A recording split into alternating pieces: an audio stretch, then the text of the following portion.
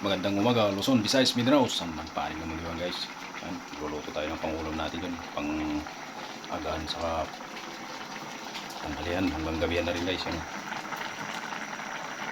So, ayan, may halong San Marino guys. Ginisa ko sa bell pepper sa may sayuti. Yan, extra bagyo. Yan, saka may konting beans. Yan guys. Ulam natin. Parang chop suey na rin ito guys siguro. Yung pangalan nito. Tikman na natin. Ang sarap din ah. Kaya tayo, kailangan din natin aralin yung pagluluto guys. Kasi pagdating ng panahon pag nag-asawa ka na kayo, alam nyo na kung gagawin nyo yung mga basic lang mga pagluluto guys. Yan. Kaya simpleng ulam lang.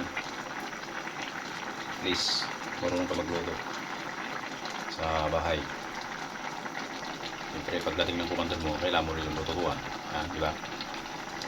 Okay. Yan. Thank you for watching guys. Sana hindi gusto sa video. At paki-comment na rin kung tagasan kayo at ma-shoutout po kayo.